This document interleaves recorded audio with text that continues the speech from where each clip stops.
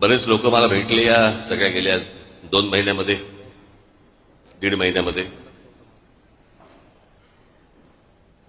परवा दिवशी माझ्याकडे ते संभाजी महाराजांवरचे चित्रपट करणारे लक्ष्मण उतेकर दिग्दर्शक ते आले होते.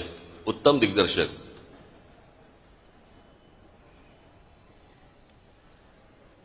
महाराष्ट्रातल्या तर प्रत्येकाने, मी काय त्याचा काही डिस्ट्रीब्युटर नाहीये,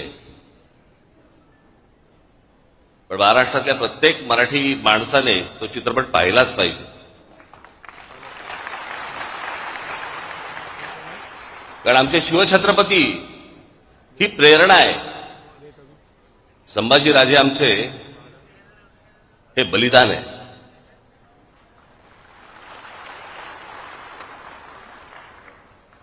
आणि मग मला मी पाहिलं नव्हतं त्याचं ते ट्रेलर बिलर. मला आमच्या अमेय खोपकरने मला सांगितलं की त्यांना तुम्हाला येऊन भेटायचंय.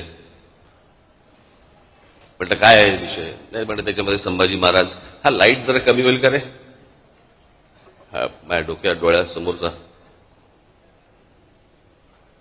काय आहे का काही त्याच्यात? काय बोट बिट घाला कुठेतरी बटनात?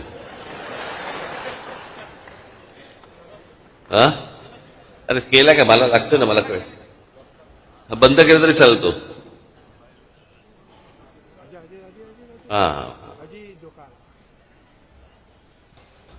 तर त्याने मला काहीतरी सांगितलं की काहीतरी संभाजीराजे लेझिम खेळताना वगैरे काहीतरी दाखवलं वगैरे. मग मी तो ट्रेलर पाहिला. मग दुसऱ्या दिवशी ते आले मला भेटायला. अर्थात लेझिम हा आपला पारंपरिक खेळ आहे महाराष्ट्राचा. आणि संभाजीराजांनी कधीतरी हातामध्ये लेझिम घेतली असेल, काय माहिती. इतिहासाच्या पानात नाही, पण मनात तर असेल.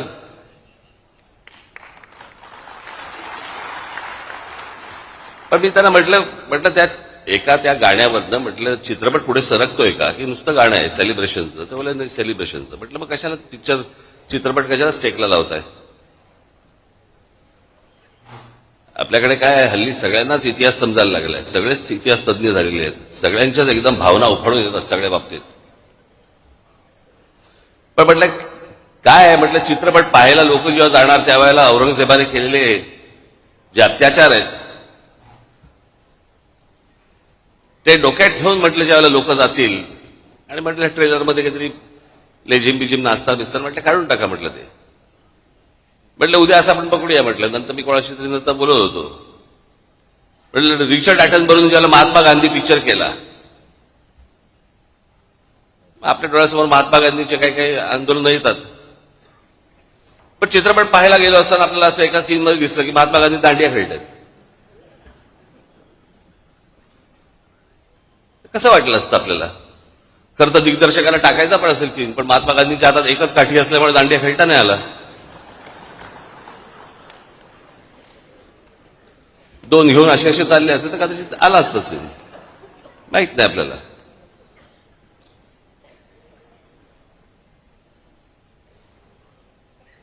पण बरेच लोक मला भेटले. म्हणजे निकाल लागल्यावरती, निवडणुकीचा निकाल लागल्यावरती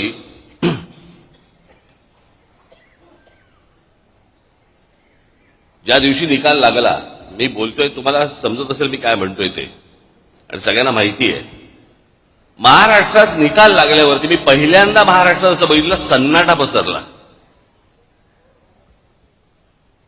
ज्या प्रकारचा जल्लोष व्हायला पाहिजे होता, ज्या प्रकारची गोष्ट व्हायला पाहिजे होती, मिरवणुका काय सगळं सन्नाट आलो. कारण लोकांमध्येच संभ्रम होता. हे काय आहे, हे कसं झालं,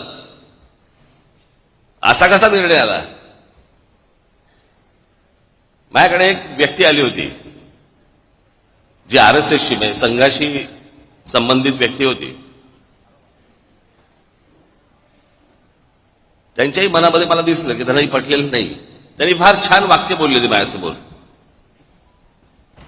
मला म्हणाले इतना सन्नाटा क्यों है भाई, कोई तो जीता होगा. कोणीतरी जिंकलं असेल की ज्याच्यातनं जल्लोष होईल.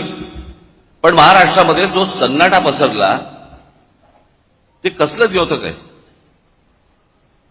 काही काही गोष्टींवरती तर विश्वासच बसू शकत नाही. हे आमच्या इथे राजू पाटील बसलेत. कुठे आहेत राजू? कुठे आहे? इथे